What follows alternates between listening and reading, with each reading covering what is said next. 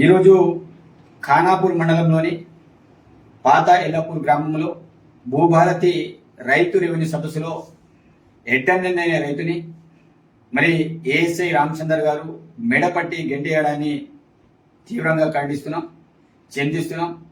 ఆ విషయంలో immediately collector గారు మరి ఎస్పీ గారు మరి ఇన్ఛార్జ్ మినిస్టర్ గారు తోటి డిస్కస్ చేసి మరి ఆ యొక్క ఏఎస్ఐని ఇమీడియట్లీ సస్పెండ్ కూడా చేయడం అనేది జరిగింది.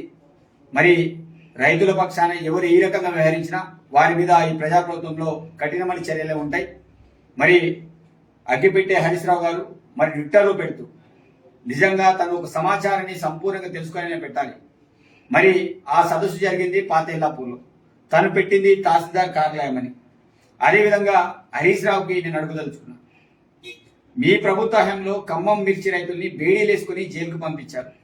మరి ఏ పోలీసులను సస్పెండ్ చేశారు? కోయపోసు కూడా దండపల్లి మండలంలో మా ఆదివాసి బిడ్డల్ని బట్టలిడిచి మరీ కొట్టారు. ఎవరి మీద చర్యలు తీసుకున్నారు? అదేవిధంగా ములుగులో గుత్తి కోయల్ని చెట్ల కట్టేసి మరి కొట్టారు. మరి ఎవరి మీద చర్యలు తీసుకున్నారు? అగ్గిపేట హరీష్ రావు గారు, మీ ప్రభుత్వ హయాంలో రైతులందరూ కూడా కన్నీరు కార్చారు. మా ప్రభుత్వంలో గౌరవ ముఖ్యమంత్రి రేవంత్ రెడ్డి గారి ప్రభుత్వంలో రైతులందరూ కూడా ఎంతో ఆనందంగా మరి ఉంటున్నారు. మరి ఈ సంఘటన జరగడం దురదృష్టకరమే మా అందరికి తెలిసిన విషయమే. మరి సీఎం గారి ఆదేశాలు మీరు ఏ రకంగా పెట్టగలుగుతున్నారు?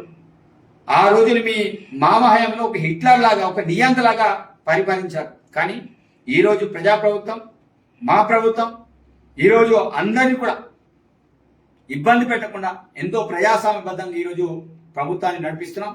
ప్రజాస్వామ్య స్వేచ్ఛని మా ముఖ్యమంత్రి రేవంత్ రెడ్డి గారు కల్పిస్తున్నారు. మరి ఈరోజు ఎవరైనా సరే ఇబ్బందులను ధరలా చేసే స్వేచ్ఛ, మరి పోరాటాలు చేసే స్వేచ్ఛ, మాట్లాడే స్వేచ్ఛ మా ప్రభుత్వం కల్పించింది. మరి మీ హయాంలో ఎవరైనా రైతులు రోడ్డు మీద వచ్చి మాట్లాడారా? ఏ రైతైనా సమస్యని చెప్పడానికి ఆస్కారం ఉండేదా? ఇది కూడా లేకుండే.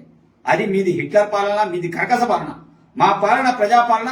తప్పకుండా ప్రజాపాలనలో ఎవరికి అన్యాయం జరిగినా తప్పకుండా మా ప్రభుత్వం వారిని శిక్షిస్తుంది. ఈ రోజు జరిగిన సంఘటనకి వెంటనే జరిగిన వెంటనే వితిన్ 5-6 గంటల లోపలే ఆ యొక్క ఏఎస్ఐని సస్పెండ్ చేయడం అనేది జరిగింది.